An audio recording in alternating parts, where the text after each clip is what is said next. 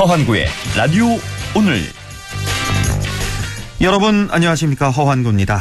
건진법사, 이 사람은 대체 누굴까요? 무속인으로 알려진 건진법사가 대통령 부부와의 친분을 사칭하고 세무조사와 인사 등에 영향을 미칠 수 있는 것처럼 행세한다는 건데요. 건진법사는 김건희 여사가 운영했던 코바나 컨텐츠의 고문이자 지난 대선 당시 윤석열 선거대책본부 네트워크 본부의 고문이었습니다. 그런 사람이 대통령 부부와의 친분을 과시하며 각종 이권에 개입하고 있다. 이건 정말 여간 큰 문제가 아닐 수 없습니다. 게다가 김건희 여사 관련 의혹은 여기서 그치지 않는데요. 코바나 컨텐츠의 전시를 후원했던 업체가 서울 한남동 대통령 관저 공사를 수주했다는 의혹도 나왔습니다. 권력의 누수는 언제나 작은 구멍을 통해서 시작됐는데요. 김건희 여사를 둘러싼 각종 의혹 두루뭉술하게 그냥 넘겨서는 안 되겠습니다. 8월 3일 수요일 라디오 오늘, 광고 듣고 시작합니다. 혼자서는 못하는 일, 우리라면 할 수 있지. 소상공인의 어깨를 가볍게, 우리같이 힘내요. 탄소 없는 지구. 우리 같이 지켜요. 우리를 위해 우리가 바꾼다. 우리 마음속 첫 번째 금융, 우리금융그룹. 자, 던졌습니다. 돌직구인가요? 이건 처음 보는 철직구네요. 돌직구보다 빠른 주문과 배송 속도, 눈앞에서 확 떨어지는 가격까지. 이 놀라운 선수가 누구죠? 국내 최초 온라인 철강직구 쇼핑몰 스틸 1번가. 말씀하신 순간 철직구 오가네요. 스틸 1번가. 렉스턴 스포츠의 여름휴가. 아들, 아빠랑 신나는 모험할까? 아님 엄마랑 편안한 여행할까? 전 둘 다 할래요. 온 가족을 만족시킬 렉스턴 스포츠와 지금 떠나세요. 넓은 데크만큼 즐거움이 넓어집니다. 8월 일시불 구매 시 캠핑 외건 패키지 지급. 지금 쌍용자동차 전시장에서. 네, 라디오 오늘 수요일 순서 시작합니다. 일부 새로운 시각으로 지역의 문제를 함께 생각해보는 허승규의 청년생각, 안동 청년공감네트워크 허승규 대표와 함께 하겠고요. 2부 이슈 오늘에서는 지금 봉화 국립백두대간 수목원에서 자생화 축제가 한창인데요. 잠시 후 국립백두대간 수목원 진날의 대리를 연결해서 자세한 얘기 들어보겠습니다. 이어서 각종 설문조사 결과를 갖고 우리 사회 분석해보는 시간, 배종찬의 리서치 오늘도 함께하겠습니다. 라디오 오늘 생방송 놓치신 분들은 유튜브로도 다시 들으실 수 있습니다. 많은 애청 바랍니다.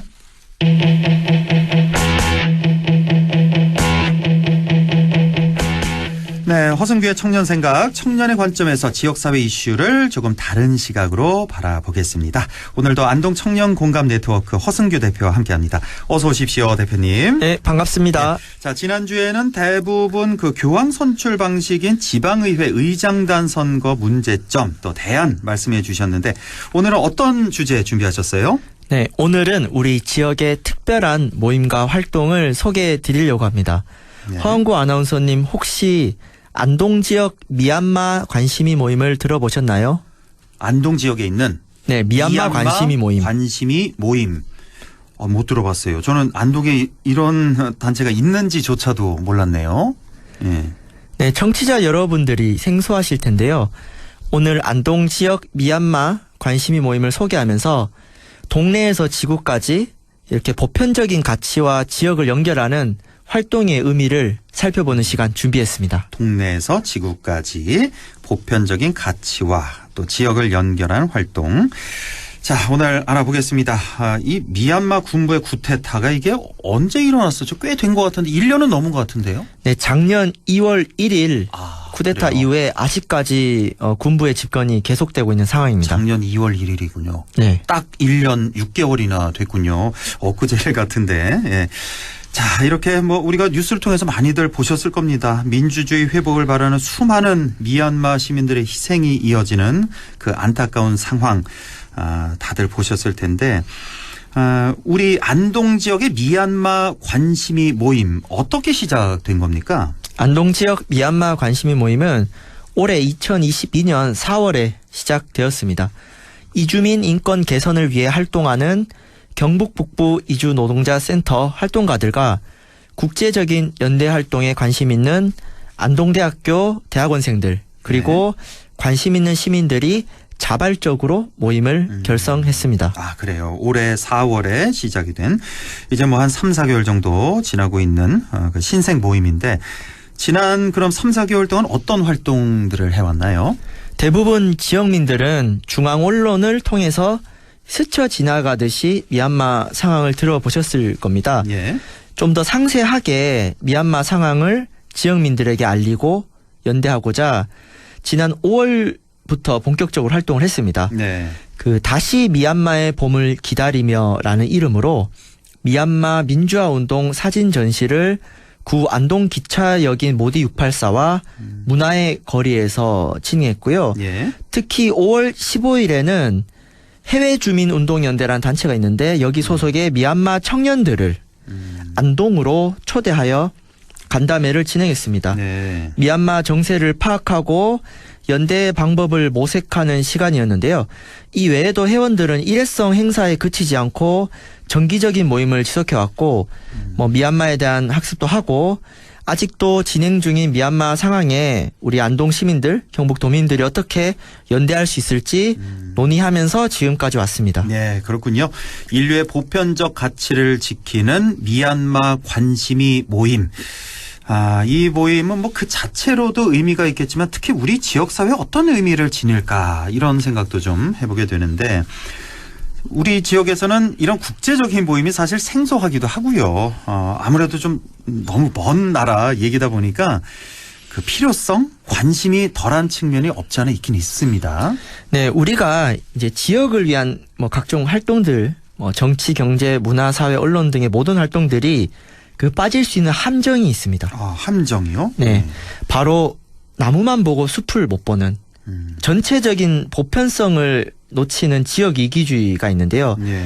내가 속한 공동체의 이익을 위해 다른 공동체의 희생을 정당화할 수가 있습니다.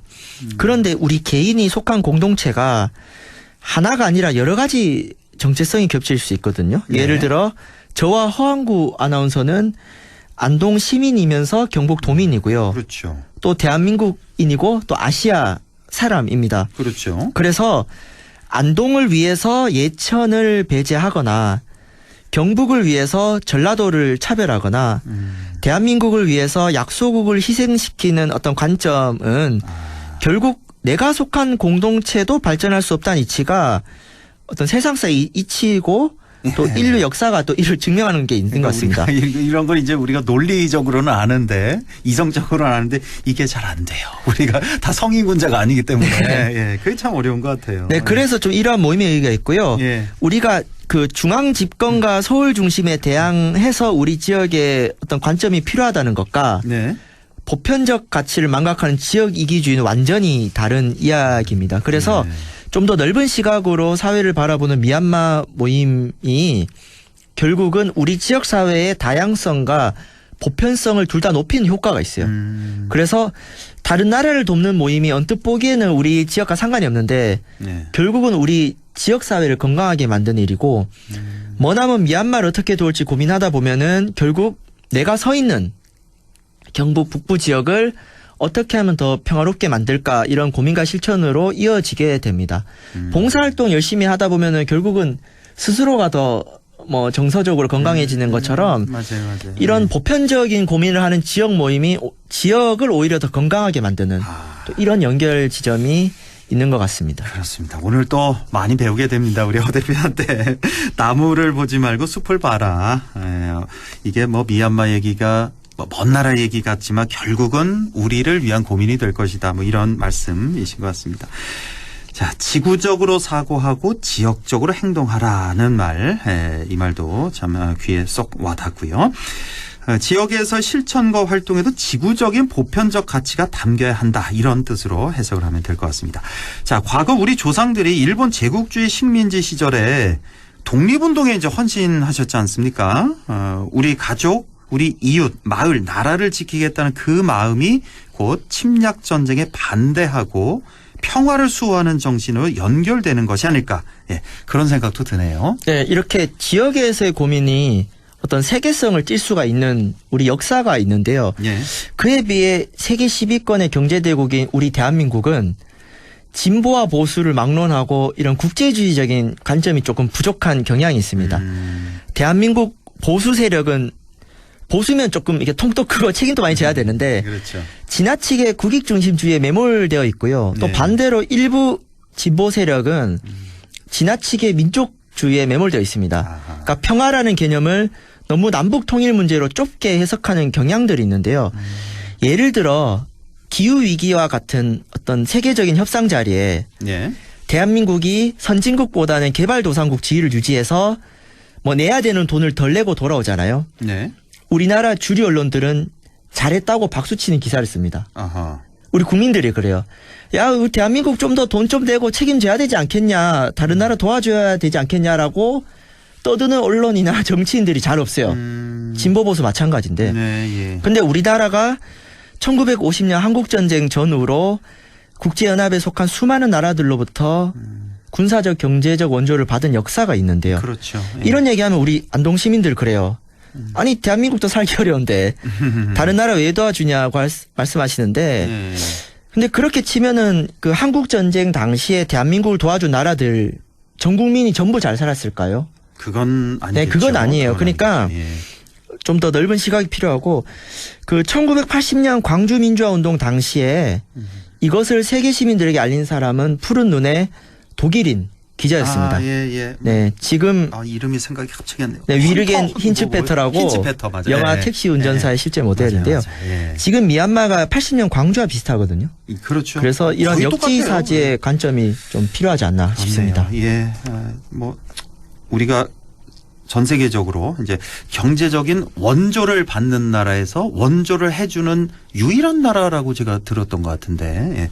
그만큼 우리 위상이 높아진 만큼 그에 대한 또 어떤 뭐 책임감 이런 거 그렇죠? 예. 이런 걸 또 가질 필요가 있다는 말씀이시고 과거 대한민국이 국제사회 도움을 받은 만큼 이제는 또 어떤 의무와 또 책임을 다하는 나라로 도약해야 된다. 이런 말씀이신 것 같습니다. 자, 한편 미얀마 관심이 모임에서 미얀마 8888 민주항쟁일을 맞아서 특별한 행사를 준비했다는 소식이 있는데 글쎄요. 이 8888 민주항쟁일이라는 게 있나 보네요. 미얀마에. 네, 아마 소개를 좀 우리 해주시죠. 예. 지역민들 생소하실 텐데요. 예, 예. 미얀마 역사를 돌이켜보면은 1962년에 쿠데타가 일어나고 그래요. 그때 내윈 장군이라는 이분이 이제 예. 오랫동안 군부 지배를 합니다. 예. 그래서 버마식 사회주의라는 정책을 했는데 이게 거의 망했어요. 그래서 미얀마 경제가 매우 어려워지고 세계 최빈국으로 지정되기도 합니다. 예. 이렇게 군부에 대한 독재에 대한 불만이 고조된 가운데 1988년 8월 8일 88년 8월 8일부터 그래서 8888. 네, 9월 16일까지 대규모 반정부 민주화 시위가 일어났는데요. 예. 그래서 8888 항쟁이라고 부릅니다. 예. 근데 이 항쟁을 내윈 정권이 중국의 천안문 육사 항쟁처럼 군대를 동원해서 잔혹하게 시위대를 진압했습니다. 3,000명의 시민들이 어휴. 총에 맞아 죽었고 이 외에도 더 많은 희생자들이 발생했던 그 날을 이제 추모하는 날이 예. 8월 8일인 것이죠. 네. 이렇게 또 미얀마 역사까지 오늘 공부를 하게 되는데 우리나라와 비슷한 점이 상당히 많네요. 미얀마에도 62년에 쿠데타가 있었고 쭉 쿠데타 정권이 이어지다가 88년 8월 8일에 민주화 운동이 있었군요. 우리가 너무 비슷합니다. 예. 자, 34년 전이네요. 그러니까 이 미얀마의 비극이 지금 다시 반복되고 있는 그런 상황인데요. 최근에 미얀마 상황은 어떻습니까? 며칠 전 미얀마 군사 정권이 내년 2월 1일까지 국가 비상사태를 6개월 연장하다고 발표했습니다. 예. 근데 올해 1월 말에도 6개월 연장한 바가 있거든요. 그러니까 다시 지금 권력을 계속 연장하는 꼴이고요. 지금 6개월씩 쿠데타 네. 세력이 연장하고 있군요. 군부 정권은 국가가 안정을 되찾고 총선을 준비하는 데 시간이 더 필요하다고 연장 이유를 밝혔어요. 근데 사실 총선 결과를 불복해서 쿠데타를 일으켰거든요. 예. 지금 명분 없는 연장을 하고 있는데요. 특히 최근 미얀마 군부는 4명의 민주화 운동가를 사형시키고 지난 7월 30일에 또 6명을 사형했습니다. 물론 이외에도 수많은 분들이 돌아가셨죠. 예, 예. 이에 미얀마 군부의 만행을 규탄하고 미얀마 시민들의 저항의 연대의 마음을 전하고자 우리 지역에서도 다가오는 주말에 침묵 행진을 진행하고자 합니다. 우리 지역에서, 우리 지역 어디 안동에서 합니까? 네, 맞습니다. 예. 자, 이렇게 지금도 계속되고 있는 미얀마의 비극에 연대하는 뜻깊은 행사 우리 지역 안동에서 열리게 되는데, 자, 우리 청취자 여러분께 좀 자세히 소개를 좀 해주시죠. 네, 다가오는 8월 7일 일요일 오후 4시부터 6시까지 안동 시내 웅부공원 평화의 소녀상 앞에서 이 추모 행사를 시작합니다. 소녀상 앞에 모여 간단한 추모 행사를 하고 네. 문화의 거리를 거쳐서 구 안동기차역, 안동초등학교 신시당을 거쳐 중앙사거리, 옛날 말로는 이제 제1생명사거리라고 하는데 네, 여기서 예. 마무리 집회를 합니다. 네. 추모의 마음을 담은 행사인 만큼 참여할 시민들은 검은 옷을 입고 나오시길 권하고요. 예. 검은 옷을 입은 피켓을 들고 또 미얀마에서는 헌화용 꽃으로 장미를 씁니다. 그래서 예. 붉은 장미를 들고 붉은 장미. 예. 침묵 행진을 합니다. 그리고 다음 날인 8월 8일에는 대구 지역에서 미얀마 군부의 자금줄이 되고 있는 가스전 사업 중단을 촉구한 1인 시위를 예정하고 있습니다. 예. 이렇게 대구 경북 지역에서 미얀마에 연대하는 또 소중한 행사가 진행되고 있으니 우리 관심 있는 도민 여러분들 네. 많은 참여 바라겠습니다. 8월 7일에는 안동에서, 8월 8일은 대구에서 이런 집회가 있군요. 자, 가장 지역적인 것이 세계적이다라는 말이 있죠. 지구촌 시대 지역과 세계를 연결하는 미얀마 관심이 모임처럼 허승규의 청년 생각에서도 넓은 시각으로 우리 지역을 살펴보겠습니다. 자, 오늘도 역시나 아주 소중하고 알찬 시간 됐네요. 오늘 말씀 잘 들었습니다. 고맙습니다. 네, 감사합니다. 네, 지금까지 안동 청년 공감 네트워크 허승규 대표와 함께했습니다. 라디오 오늘 2부에서 뵙겠습니다.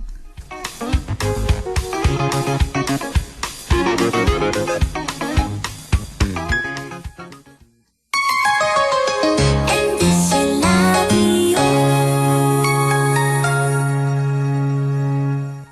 가구 살 땐 꼭 한번 가보자. 안동 명품 가구 백화점. 흑표 흑침대, 양성국 갤러리, 금성침대, 한국가죽소파, 장수돌 침대. 다양한 브랜드 가구를 한 곳에서 쇼핑할 수 있는 대형 가구 전시장. 안동 명품 가구백화점. 예, 며느라. 밥 했어? 설거지 했어? 쓰레기 버렸어? 청소했어? 빨래했어? 개밥 줬어? 아들 낳았어? 딸 낳았어? 아무것도 안 하고 싶다. 이미 아무것도 안 하고 있지만 더 격렬하게 아무것도 안 하고 싶다. 지금은 그냥 라디오만 듣고 싶다. MBC 라디오. MBC 라디오. 라디오 청취자 10명 중 4명이 듣는 방송. 국가대표 라디오 MBC 라디오. 어느새 쌓여버린 불필요한 메일을 지우고 계시군요. 탄소를 사그림 줄이셨어요. 화면 밝기를 낮춰서 눈 건강을 챙기신다고요? 에너지를 20%나 절약하셨네요. 오, 영화 볼 때는 항상 휴대폰을 꺼두신다고요? 중고거래도 자주 하시는군요. 그렇다면 여러분은 이미 탄소 중립을 실천하고 있습니다. 탄소 중립을 실천하는 가장 확실한 방법, 바로 여러분의 좋은 습관입니다. 공익광고협의회. 마음을 열어줘. 다가가 나 속삭이도록 언제나 내 생각으로 행복해야 해요.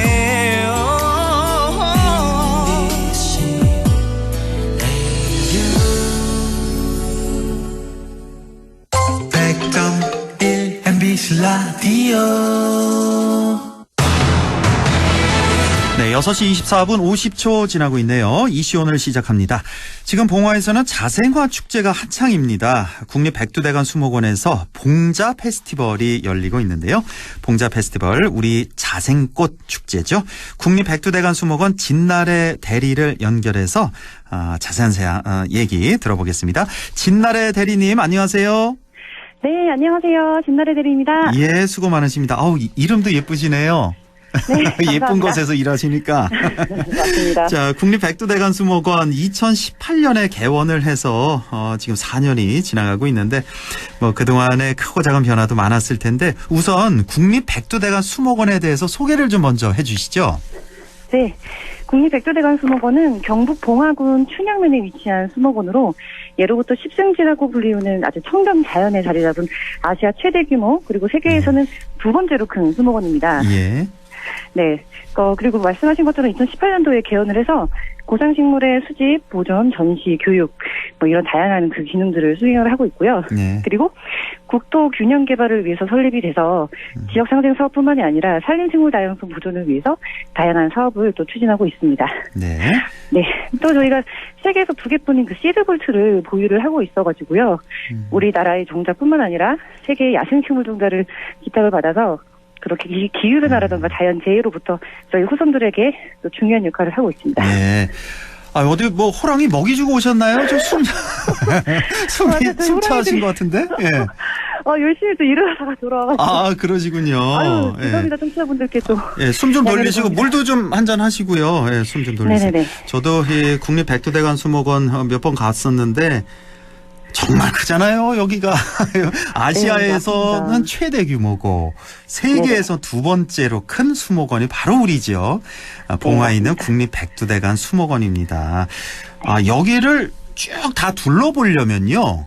네. 한 몇 시간 정도 잡아야 되는 거죠? 이 수목원 다 보려면? 네, 넉넉히 이제 저희가 전시원이 39개 주재원이 있는데요. 예. 그 전시원들을 천천히 산책 삼아서 돌아보시려면 3시간 정도는 충분히 시간을 가지고 보시면 3시간이면 다 둘러보나요? 그 일대를 다? 네. 네. 그랬군요. 예. 더 걸릴 것 같았는데 저는 그 인상이 워낙 커서 그 수목원이. 네, 맞습니다. 그래서 1박 2일 프로그램 같은 것도 있고 해서 천천히 이렇게 둘러보시면서 이제 사진도 찍으시려면 또 많은 시간이 또 필요하시기도 하죠. 자, 수목원 얘기하려면 참 할 얘기거리가 많은데 오늘은 그 봉자 페스티벌 얘기를 좀 해보려고요. 네. 2022 봉자 페스티벌이 이제 지난달 28일에 시작돼서 이게 언제까지 하는 거죠? 페스티벌이? 8월 7일까지 이번 주 일요일까지 일요일까지. 이제 며칠 안 남았네요. 예, 이번 주 일요일까지 바로 봉자 페스티벌이 열리게 되는데 올해로 이제 4년째. 네. 자, 봉자 이름은 아마 들어보셨을 것 같아요. 우리 청취자 여러분들이 참 친근해서. 자, 봉자 페스티벌이 어떤 행사인지 소개를 좀 해주시죠.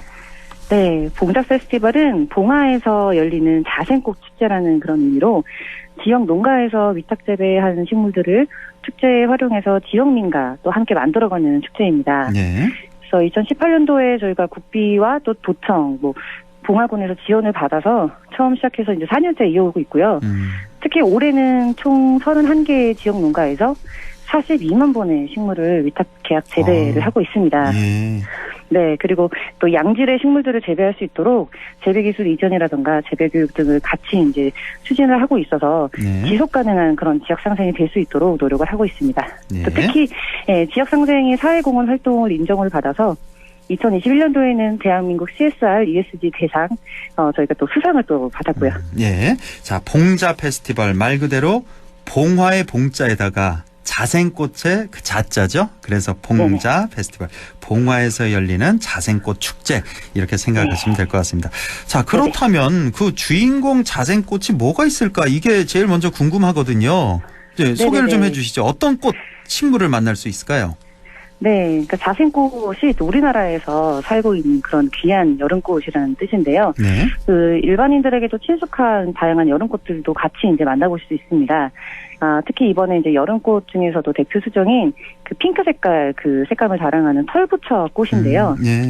네, 가지가 여러 갈래로 갈라져서 진한 분홍색의 그 길다란 꽃대를 피우는데 산자락 습지나 해안까지 이제 물이 고인 곳에서 잘 자라는데 건조한 곳에서도 강해가지고 또 아주 예쁘게 또 관람이 가능한 그런 꽃입니다. 예. 네. 그리고 저희가 이제 또 연구 부서가 굉장히 탄탄한 기관인데요. 예. 이런 진분홍 색깔 외에도 연분홍색, 흰 색깔 꽃을 피우는 털부츠 꽃을 또 개발을 했습니다. 아, 그래요? 네네네. 그래서 야생화 언덕에서 그러니까 다양한 색감을 가진 예쁜 털부츠 꽃을 관람할 수 있고요. 네. 그리고 털부츠 꽃뿐만이 아니라 긴산꼬리풀, 범부채, 벌개미치 이런 그런 여름꽃들을 다양하게 관람하실 수 있으십니다. 예. 오늘 저 사진도 이렇게 같이 보내주셨는데 정말 예쁘네요, 꽃이. 예, 네, 실제로 와서 보시면은 진짜 감탄을 하실 훨씬 더 예쁘겠죠. 예. 그러니까 이 털부처꽃이라는 게 원래는 이제 진분홍색 꽃인데 이걸 또 개발 연구해서 연분홍색 꽃, 흰색 꽃도 이렇게 개발을 하셨군요. 네, 그러니까 정원식물로서도 잘 활용될 수 있도록 다양한 연구를 하고 있습니다. 정말 장관이네요. 지금 사진으로만 봐도. 야, 이 파란 하늘과 구름과 어우러진 이 털부처꽃, 꼭 좀 가서 구경을 해보시고요. 자, 이외에도 다양한 특별전 공연 이벤트도 펼쳐지고 있다고요? 네, 올해는 특히 지역 주민의 그런 참여를 높이기 위해서 숲을 만드는 플리마켓과 그리고 지역 예술인 초청 공연 등 다양한 행사를 준비를 했습니다. 네. 그 숲을 만드는 플리마켓 같은 경우에는 숲만풀이라고 해서 봉화 가장 플리마켓과 또 춘향면에 있는 솔방울의 분들과 같이 협업을 해서 만든 플리마켓인데요. 제가 판매되는 수량에 따라서 나무를 또 식재하는 그런 탄소 중립 장소입니다. 아, 예. 네. 그래서 올해는 총 31개 셀러분들이 참여를 해서 또 관람객분들의 지갑을 여는 그런 아주 다양한 좋은 물건들을 판매해 주시고 계시고요. 네. 그리고 또 스테이지 102, 그러니까 백두라는 이름으로 해서 또 저희 아트스테이 프로그램에 참여해 주시는 예술인분들 그리고 지역 예술인 단체분들과 함께 열정적인 무대도 또 즐기실 수가 있습니다. 네. 그리고 수목원에서만 볼 수 있는 고품질의 저희 그 숲 해설가분과 함께하는 프로그램 또 있고 또 숲속 특별 전시, 포레스트 트래블, 대나무 물종 가지고 노는 또 여름 특화 프로그램들, 천연염색 스카프 정말 다양하게 만들어갈 수 있는 그런 프로그램도 있고요. 그리고 또 그 한여름에 피어나는 여름꽃 전시라던가 수목원 직원들이 또 같이 이제 수목원의 역할을 알려주는 그런 특별전, 연구를 또 체험할 수 있는 봉박사의 씨앗 연구소 등 남녀노소가 즐길 수 있는 그런 유익한 특별 전시도 감상 가능하십니다. 참 준비도 많이 하셨습니다. 이 많은 행사들 우리 백두대간 국립백두대간 수목원 그 홈페이지 보면 다 나와 있죠.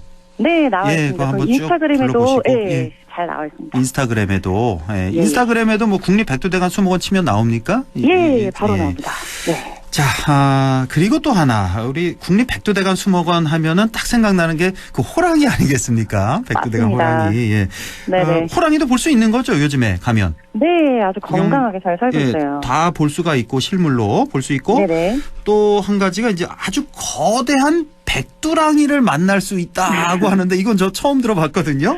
이게 뭐예요? 네, 저희가 이제 호랑이를 또 같이 이제 호랑이 숲이 있는 기관으로서 호랑이를 주제로 해서 캐릭터를 하나 개발을 했는데 백두랑이라는 이름으로 캐릭터를 만들어서요. 그 가로가 15m, 높이가 8m짜리 아주 거대한 그런 그 공기조형물을 또 만들었습니다. 그래서 오시는 분들이 꼭 한 번씩 사진을 찍고 또 SNS상에 또 많이 자랑을 해 주시더라고요. 그래서 한번 또 그 청취자분들도 한번 체험해 보시면 좋을 것 같고요. 네. 그리고 이 백두랑이를 이용해서 또 스트레스볼이라는 인형, 그립토, 띠부띠부실 저희 체험을 하게 되면 또 이게 무료로 또 가져가실 수 있는 그런 기념품도 많이 있으니까 그래요? 한번 오시면 좋을 것 같아요. 아이들 데리고 꼭 가야 되겠네요. 그러니까 이 백두랑이 공기조형물, 공기를 주입해서 크게 이렇게 만든 조형물. 이게 가로가 15m, 세로가 8m. 어마어마하네요. 이게 지금 계속 누워 있습니까? 지금 이 사진 보니까 이렇게 누워 있는 사진이 나와 있는데. 네, 이 친구가 지금 넓은 백두대간 들판을 누워서 지금 낮잠을 자고 있는 거예요. 너무 귀엽다, 저 형물이. 네, 근데 호랑이가 또 멸종위기 1급 동물이잖아요. 그러니까요. 저희가 그 호랑이 정보전을 위해서도 열심히 이제 또 노력하고 있는데 그런데 귀여운 호랑이 보면서 산림생물에 대한 그런 보존도 같이 생각해 주시면 좋을 것 같아요. 이 공기조형 백두랑이와 함께 사진도 찍으시고 스트레스볼이라고 하셨죠? 아까 백두랑이 스트레스볼. 작은 인형 같네요, 이거는? 네, 그러니까 자, 얼굴 부분을 이렇게 쪼물쪼물 만지시면 이게 되게 쫀득쫀득한 느낌이어가지고 이게 만지면서 스트레스가 풀린다고 해서 스트레스 볼이라고 합니다. 그런 게 또 있어요. 이거는 이제 판매하시나 보네요, 현장에서? 네, 맞습니다. 저희 특별 할인 판매를 하고 있습니다. 인형 얼마인데요? 15,000원인데 12,000원까지 이렇게. 그렇습니까? 예. 제가 또 DJ 선생님 오시면 또 제가 또 특별히 또 진료품을 챙겨놓겠습니다. 아닙니다. 저도 돈 주고 살래요. 아유, 감사합니다. 네. 자, 지금 백두대간 수목원의 호랑이가 네네. 다 지금 6마리가 있나요? 네. 6마리. 지금 잘 있는지 궁금하고 건강 상태 어떤지 뭐 혹시 그 호랑이들끼리 싸우지는 않는지 잘 지내고 있나요? 호랑이들? 네, 호랑이를 아주 건강하게 잘 지내고 있고요. 사실 지금 또 뭐 비가 좀 오긴 했지만 폭염 때문에 사람들뿐만 아니라 호랑이들도 많이 또 힘들어해서 그렇죠. 호랑이 그죠. 예, 호랑이가 좋아하는 먹이들 그런 것들은 이제 얼음 가저로 만들어가지고 좀 더 시원하게 여름을 날 수 있도록 관리하고 있고요. 예. 네, 그리고 저희가 또 이 호랑이를 주제로 한 금쪽 같은 호랑이 전시를 또 준비를 했습니다. 그래서 그 6마리의 호랑이와 나랑 잘 맞는 짝꿍 호랑이도 찾을 수 있고 다양한 체험들 그리고 호랑이 관련된 유물도 또 보실 수 있어서 오시면 참 좋을 것 같아요. 예, 알겠습니다. 자, 시간이 한 1분 정도밖에 안 남아서요. 끝으로 저 덧붙이고 싶은 말씀 1분 정도로 좀 정리해 주시죠. 네. 우리 봉자 페스티벌이 우리 지역 주민과 같이 함께 좋은 그 미래를 만들어가기 위해서 이제 만들어진 착한 축제입니다. 그래서 여기 지금 청취자분들께서도 지역과 상생하는 그런 좋은 축제에 같이 참여해 주셔가지고 또 우리 뭐 좋은 추억도 많이 남기고 또 자생식물이 얼마나 아름다운지 한껏 느끼고 가셨으면 좋겠습니다. 네. 조금 더 하셔도 됩니다. 그런가요? 예. 사실 저희가 자랑하고 싶은 게 너무 많은데, 저희 이제 뭐 유튜브 채널이라든가 인스타그램에 되게 재밌는 글이랑 사진들 많이 올라가 있어요. 예. 거기서 많이 이제 또 확인해 주시면 좋고, 특히 또 이번에는 폐기물을 남기지 않은 그런 친환경 축제를 만들고자, 이번에 행사에 쓰이는 현수막들도 다 가드닝 앞치마로 또 만들 예정이거든요. 그래서 좀 더 뜻깊게 축제를 저희가 만들어 나가고 있다. 수목원의 그런 노력들도 많이 알아주시고 예뻐해 주시면 감사하겠습니다. 그 현수막을 가드닝 앞치마로 만들 수가 있어요? 재활용을 할 수가 있군요. 네, 현수막. 맞습니다. 네네네. 예. 저는 선거 때마다 저 현수막들 요거 어떻게 처리하나 했는데 이런 방법도 또 있군요. 예. 우리 전시 기획 운영실에 계신 우리 진나래 대리님과 인터뷰를 했는데 어쩜 이렇게 말씀을 잘하시는지 오늘 아주 알찬 내용 너무 잘 들었습니다. 자, 봉자 페스티벌 행사 준비도 오늘 방송만큼이나 아주 꼼꼼하게 열정적으로 준비하셨을 것 같네요. 자, 오늘 소식 잘 들었습니다. 고맙습니다. 감사합니다. 예, 지금까지 국립백두대간 수목원의 진나래 대리였습니다. 라디오 오늘에서는 청취자 여러분의 참여를 기다리고 있습니다. 우리 지역에서 발생한 사건 사고 소식이나 함께 토론하고 싶은 내용을 안동 MBC 홈페이지 라디오 오늘 게시판에 올려주시기 바랍니다. 전화와 문자 참여도 하실 수 있습니다. 전화는 851국에 7191번, 문자는 샵 0913번으로 보내주시면 됩니다. 문자는 단문 50원, 장문 100원의 정보 이용료가 있습니다. 여러분의 많은 참여 바랍니다.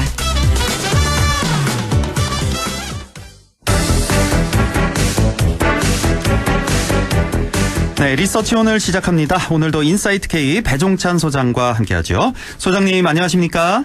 안녕하십니까, 배종찬입니다. 예, 대통령 지지율 20%대로 나왔다는 뉴스 다들 아실 텐데, 자, 이 추세가 어떤지 좀 봐주시고 결정적인 원인은 무엇인지 그 분석도 같이 좀 해주시죠. 계속 하락세입니다. 한국사회여론연구소가 TBS의 의뢰를 받아서 지난 금요일, 토요일 실시한 조사인데요. 자세한 사항은 중앙선거여론조사 심의위원회 홈페이지에서 확인 가능합니다. 윤석열 대통령이 국정 수행에 대해 어떻게 평가하는지 물어봤는데요. 긍정평가 28.9%, 잘 못하고 있다는 부정평가는 68.5%로 나타났습니다. 긍정도 30% 선이 붕괴되어 있지만 부정평가가 68.5%니까 응답자 10명 중 7명 가까이가 대통령의 국정 수행에 대해서 못마땅하다.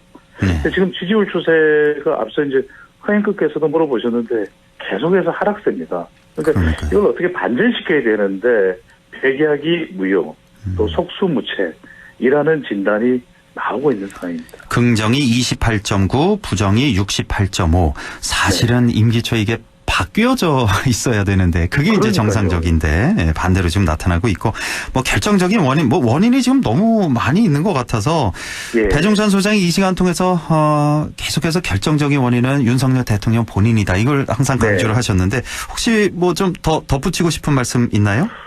최근에 치명적인 지지율의 타격을 준 어퍼컷은 대통령의 태도도 물론 가장 중요한 원인이 되겠지만 최근에는 리경호입니다. 리경호요? 예, 가뜩이나 대통령의 지지율을 끌어올려야 되는데 그렇지 못한 결정적인 원인은 리경호, 바로 이준석 대표입니다. 이준석 대표 관련된 이 이슈가 얼마나 또 당의 내분으로 번지고 대통령의 문자 논란이 됐지 않습니까? 예. 해리 엄지청, 텔레그램 문자 메시지 교환이 지금 일파만파가 아니라 거의 전국을 들었다 놨다 하는 상황이 돼버렸고 예. 또 하나 경찰국입니다.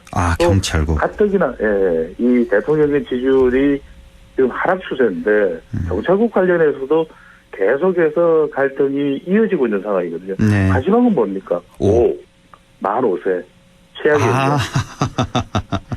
이런 중요한 이슈인데 제가 뭐 사실 나이가 뭐 벤자민의 시계는 거꾸로 간다고 그래서 제가 뭐 만 5세 대해서 할 일은 없겠지만 나중에 뭐 손주가 있다면 손주나 또 우리 후손들에게는 이 교육 제도가 100년 대계거든요. 그러니까 할 수는 있습니다. 그렇다면 이런 중차대한 만 5세 취약연령이라면 지금 이것과 관련해서 학부모들이 또 지지층으로부터 지지층들이 이탈할 수 있는 것이고 또 경찰국 설치와 관련된 부분 중도층이 이탈할 수 있는 것이고 이준석 대표와 관련된 부분은 MZ세대 결국 지난 대선처럼 가장 대통령의 지지율을 끌어올릴 수 있는 중요한 유권자층이 응답자가 MZ세대 여성 중도층 M여중이거든요. 결국 이들이 추가적으로 이탈하게 된 것이 바로 이경호라고 봐요. 이경호, 이준석, 경찰국, 만 5세. 예. 네. 저는 이경호라 그래서 경은 제가 확실히 이거 맞을 거야. 경제라고. 맨날 우리 소장님이 경미 외치셨잖아요. 경제와 미래. 그래서 경제인 줄 알았더니 경찰국을 또 이번 주에도 새롭게 들고 나오셨네요. 최근의 이슈라고 한다면 이제 그 경은 경찰국이 되겠죠. 예. 자, 그나저나 이준석 대표와 윤석열 대통령 사이 관계는 이제 뭐 물 건너 갔다고 봐야 됩니까? 이거 어떻게 됩니까? 이제는 봉합이 되더라도 이전처럼 투스톤즈 갈등을 극적으로 봉합했던 우리 기억하는 소맥해동 기억나지 않습니까? 울산까지 내려가서 대통령이 우리 이 대표, 준석 대표 이야기를 했고 또 의원총회에서 갈등을 고리를 끊어내는 또 이준석 대표와 윤석열 대통령의 또 두 손을 번쩍 드는 모습 그런 모습을 보기도 힘들 뿐 아니라 이제는 그렇게 한다고 해서 국민들이 안 믿을 것 같아요. 그러니까 신뢰가 일단은 깨져버려서 두 사람 사이의 신뢰가. 그러니까 한국사회여론연구소 조사에서도 이준석 대표의 징계에 윤석열 대통령의 의중이 적용했는지 여부를 국민들은 어떻게 판단하는지 물어봤거든요. 무려 68.8%가 그랬을 것이다. 공감한다는 의견입니다. 그 의견은 이제는 윤석열 대통령과 이준석 대표의 두 사람의 관계는 다리를 건넜다. 돌아오지 못할 헤어질 결심, 영화 헤어질 결심처럼 헤어질 결심을 해버린 단계로 볼 수밖에 없어 보입니다. 그러니까 그 권성동 원내대표 그 문자에서 드러났잖아요. 겉과 속이 달랐다. 윤 대통령 겉 모습과 속내가 달랐다는 게 증명이 됐고 확인이 돼버렸죠. 예, 어제였나요? 박지원 전 국정원장 같은 경우도 자기는 관여 안 한다 대통령이 그렇게 얘기는 겉으로는 발표를 했는데 사실은 사전에 보고했다는 게 이제 드러났기 때문에 이제 신뢰가 좀 많이 깨진 모습. 자, 이런 상황에서 대통령 지지율 끌어올릴 방안 뭐 우스갯소리를 그럽니다. 이재명 의원이 대표가 되는 것 이거밖에 없을 것이다. 이렇게 우스갯소리는 하는데 그게 정답이에요. 정답입니까 이게?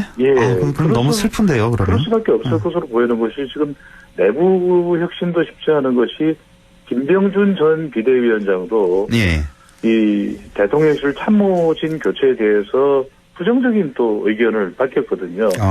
뭐 참모진 교체해봐야 어차피 동료나 또 여론을 의식하다 보면 눈치 보다 보면 제대로 안 된다. 그러면 대통령실 교체도 안 할 테고 지금 이준석 대표를 끌어안는 포용하는 비대위 모습도 아니라면 결국은 내부적인 내부적인 장치를 통해서 수단을 통해서 대통령의 지지율을 끌어올린다라는 것은 불가능에 가깝다고 보이고요. 그렇다면 지난 윤석열 대통령의 행적을 보면은 검찰총장 때도 난 부하가 아닙니다. 그다음에 또 조윤 갈등, 추윤 갈등, 그리고 대선에서는 이재명 후보와 또 문재인 정권과 경쟁하면서 정권 교체에 성공을 했거든요. 그렇다면 결국 뭔가 정치적 자극이 나오면 윤석열 대통령의 지지층들도 결집하고 윤석열 대통령 자신도 긴장할 수밖에 없다. 그 상대는 이번 달 28일이죠. 8.28 전당대회를 통해서 당대표 가능성이 상당히 높은, 확정은 아닙니다. 아직까지 당대표가 어떨지는 모르는 것입니다. 그래서 이재명 의원의 당대표가 윤석열 대통령 지지율 변화에 가장 큰 변곡점이 될 것으로 보입니다. 슬픈데요. 국민의 한 사람으로서. 이게 돌파구가 된다는 이렇게 되면 게. 결과적으로는 서로 간에 정치적인 반사적인 상대성에 의해서 지지율이 변하는 건데, 국민들이 원하는 건 정말 두 사람이 모두 잘해서 경쟁을 해서 민생 경쟁을 저 사람이 더 잘해. 아니야, 뭔 소리야. 이 사람이 더 잘했어. 이걸 보고 싶은 것이죠. 참, 이런 상황에서 또다시 경쟁과 갈등 구조에서 돌파구를 찾을 수밖에 없다는 이런 현실이 참 많이 안타깝고, 그나저나 국민의힘 집권 여당이 된 지 3개월도 채 되지 않아서 지금 극심한 내홍을 겪고 있는데 향후에 뭐 비대위를 거쳐서 새로 당대표 뽑게 되는 건가요? 지금 뭐 그래도 절차상의 문제가 많다는 그런 얘기가 계속 나와서요. 상당히 좀 복잡하네요, 지금. 맞습니다. 그런데 그 길로 갈 수밖에 없을 것이다. 왜냐하면은 이게 굉장히 합리적이고 치밀하고 또 설득력이 있는 단계라면은 이미 그런 단계까지 누군가는 생각을 했었어야죠. 이준석 대표 이유를. 하지만 그런 부분에 대한 계획이 없었다. 무계획, 일종의 대안부재. 또 하나는 이준석 대표는 대통령의 메시지도 그렇고 다시 당대표로 돌아오기는 어려워진 것이거든요.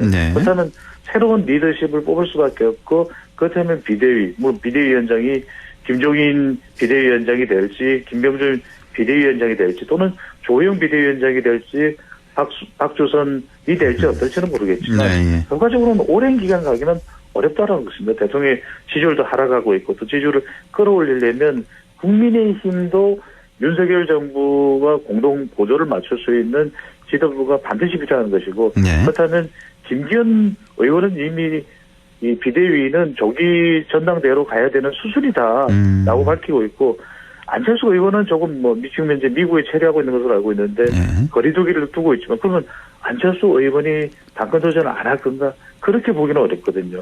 그런 만큼 윤핵관이 전면에 우리 윤핵관이라고 뚜렷하게 볼 수 있는 인물들은 전면에 나서기 힘들거든요. 그렇다면 김기현 의원 또 다른 누군가도 나올 겁니다.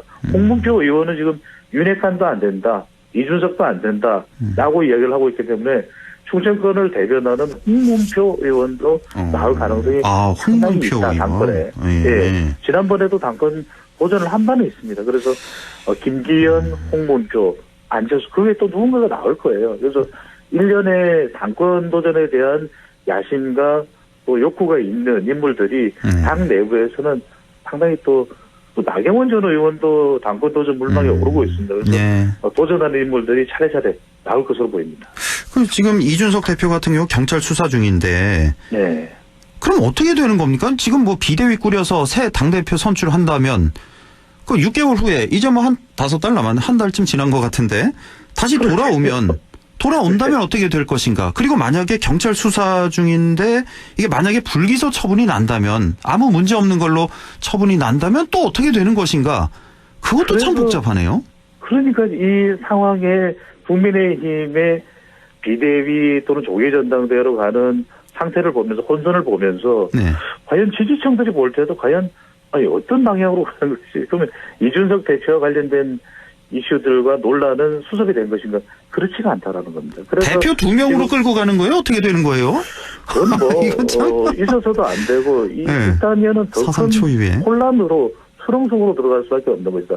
첫 번째로는 이준석 대표가 징계를 받았고 이준석 대표를 돌아오지 못하게 하기 위해서 비대위와 또 전당대회가 꾸려진 것이기 때문에 이렇게 지속될 수밖에 없다. 근데 여기서 허인클께서 말씀하셨던 대로 이준석 대표는 그러면 가만히 있을 것이 아니다. 법적인 대응을 할 겁니다, 분명히. 예. 왜냐하면 이 비대위의 법적인 절차와 하자, 그리고 당대표로서 여전히 대표 자격은 있는데 이것을 무단으로 상실하게 만드는 거. 왜냐하면 사퇴한 것도 아니고 거리가 된 것도 아니거든요. 예. 아직 경찰 수사가 나오지 않았는데 또 경찰 수사가 나온다 하더라도 대통령의 문자도 있었고 또 징계위에 윤리위에 석연치 않은 징계도 그렇고 이것이 정말 이준석 대표의 혐의가 있어서 그런 거냐 아니면 경찰의 기소나 앞으로 검찰의 수사도 뭔가 다른 정치적인 의도가 있느냐 여기서로부터 자유롭지가 못하거든요.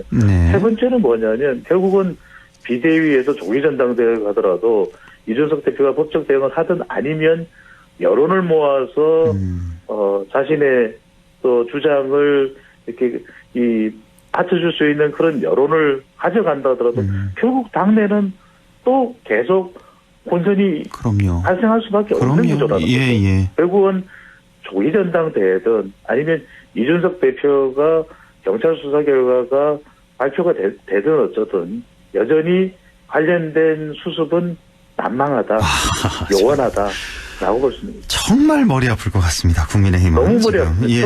아무리 머리를 짜내도 어떤 신의 한 수 또는 이 문제 모든 골치 아픈 문제를 단번에 해결할 수 있는 묘안이 생각이 나지 않습니다. 뭐 전례도 없기 때문에 그렇다고 지금 뭐 당원 당규 같은 것도 조금씩 좀 고치면서 지금 이렇게 추진하고 있기 때문에 절차상의 하자도 분명히 있어 보이고. 예. 아이고 너무 머리 아프고 민주당은 어떻습니까 지금 머리는 좀 덜 아플 것 같은데. 예. 상대적으로 단순하다고 봐야 되겠죠. 예. 어대명이 아니라 이제는 확실한 대표는 이재명 그래서 확대명 이야기까지 또 나올 정도인데 그렇다고 해서 지금 우상호 비대위원장은 예비경선 컷오프의 당대표 1, 2위 차이가 크지 않았다라고 또 보도에 따르면 그렇게 본다.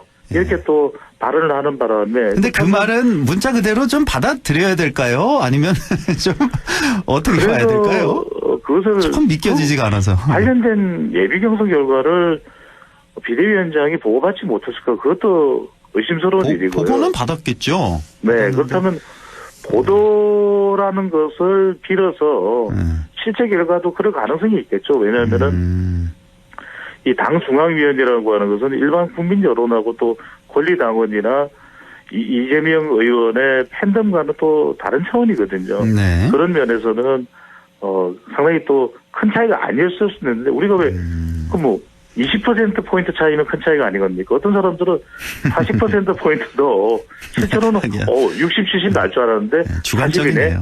네, 주관적이기 때문에 이 부분에 대해서는 좀 전당대회 흥행을 끌어내기 위한 우상호 비대위원장의 고육지책으로 봐야 되겠죠. 근데 자, 일단은 이렇게 전당대회가 되다 보니까 이재명 의원에 맞서는 박용진, 강훈식 후보의 이 단일화가 가능하겠냐. 근데 대체적인 전망을 우상호 비대위원장도 얘기했지만 단일화는 쉽지 않을 것이다.